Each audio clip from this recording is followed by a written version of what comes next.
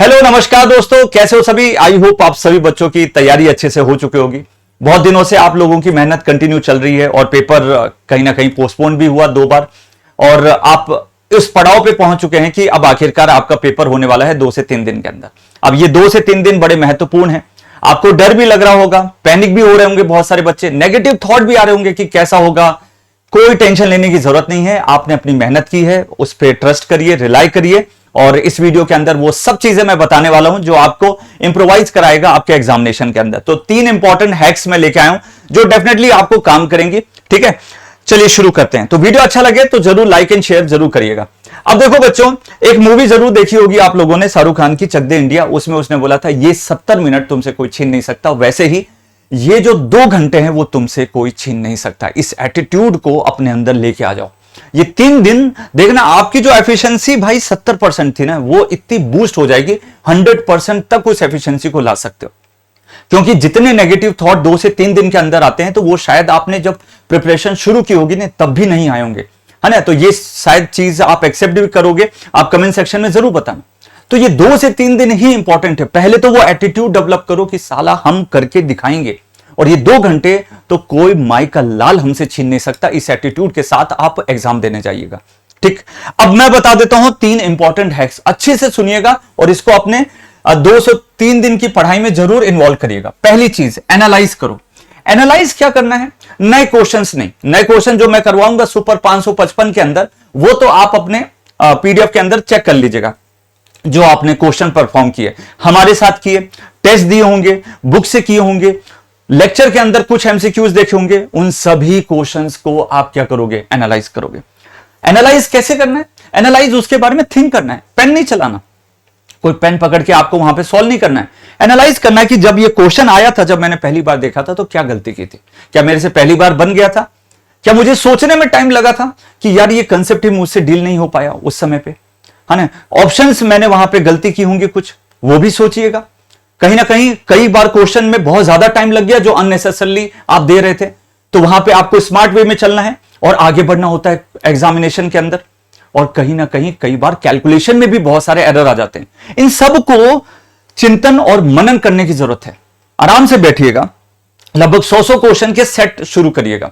अब जो भी आपके पास पीडीएफ है, जो भी बुक्स हैं, 100 क्वेश्चन लगातार एनालाइज करिएगा और दिमाग में डालिए कुछ ऐसी चीज जो आपको फील हुई कि अरे यार ये तो अभी भी है ना मेरी पक्की नहीं है, उसको अपने एक किसी पेज के अंदर लिख लो, है ना। और 2 से 3 दिन के अंदर एक मास्टर शॉर्ट नोट रेडी करिए उसको। क्लियर? दूसरी चीज, एक मॉक टेस्ट जरूर देके जाइएगा। ठीक, एक मॉक टेस्ट जो आप देंगे ना, उसमें हो सकता है कि आपके नंबर कम आए, हो सकता है कि आप उतना अच्छा परफॉर्म भी नहीं कर सकते, और यह भी हो सकता है कि आप बहुत बेहतर तरीके से करें। तो ना ही आपको डिमोटिवेट होना है, ना ही आपको ये कॉन्फिडेंस में एक्स्ट्रा या ओवर कॉन्फिडेंस के अंदर आ जाना है कि हम फोड़ ही देंगे। उससे बस ये एनालाइज करना है कि ये जो आपके 2 घंटे हैं, उस 2 घंटे के अंदर आप कितने क्वेश्चन कर पा रहे हो। तो एग्जाम के पहले एक एग्जाम की फीलिंग आना बहुत जरूरी है, जो ये आपको हेल्प करेगा। क्लियर? इस चीज को नोट डाउन करके रखना, ये काम जरूर परफॉर्म करना। तीसरी चीज है, जब आप नोट्स रिवाइज करते हो तो यहां पे सबसे बड़ा दिमाग के अंदर हलचल मचने वाली है। अरे ये भी पढ़ लिया, अरे सर ये भी पढ़ लिया, अरे सर वो भी पढ़ लिया, अरे अरे ये भी पूरा नहीं हुआ। ये हलचल जरूर होगी एग्जाम के पहले। आप एक क्या करो, लिस्ट बनाओ। लिस्ट में सिक्वेंशियल शॉर्ट नोट्स रिवीजन करिए। पहले basic electrical, power system, machines, measurement, ठीक है, आपका basic electronics, power electronics, utilisation and control system वगैरह। तो ये सिक्वेंशियली, और टिक लगाते चलिए, हाँ भैया इसके शॉर्ट नोट के रिवीजन हो गया। क्या पता कुछ ऐसी चीज जो उस समय पे याद नहीं हुई तो वो अलग से फिर से लिख लीजिए। तो मास्टर शॉर्ट नोट रेडी करिए, 2 से 3 दिन में आराम से हो जाता है और सब बच्चे रेडी करते हैं। ठीक है, अदरवाइज पैनिक होके कभी ये पढ़ा फिर ये पढ़ा और आपने लिस्ट तैयार नहीं की तो आपको लगेगा अरे जो पुराना पढ़ा हुआ है वो अभी भी पक्का नहीं है ना। तो इत्मीनान से अपने शॉर्ट नोट्स को रिवाइज करिए और ट्रस्ट करिए कि जो भी आपने पढ़ा है वो दिमाग में आ जाता है एग्जामिनेशन में। टेंशन लेने की जरूरत नहीं है। हर एक बच्चे की परेशानी यही रहती है कि वो एग्जाम में ध्यान आएगा कि नहीं आएगा, सब आ जाता है। तो थोड़ा रिलैक्स रहिएगा। कुछ क्वेश्चन मैं फिर भी आप लोगों को कराने वाला हूं लगातार 2 से 3 दिन के अंदर, तो उनकी भी साथ में प्रैक्टिस रहिएगा, मेरे साथ रहिएगा, तो आप थोड़ा रिलैक्स रहेंगे। कुछ भी पैनिक की कंडीशन आए, थोड़ा सा मतलब डरने की आ जाता है कई बच्चों के अंदर, तो आप हमें कांटेक्ट भी कर सकते हैं। तो टेंशन बिल्कुल नहीं रहना है, अपनी पढ़ाई पे भरोसा रखना है और बस यही ध्यान रखना है कि साला ये 2 घंटे है ना मुझसे कोई छीन नहीं सकता।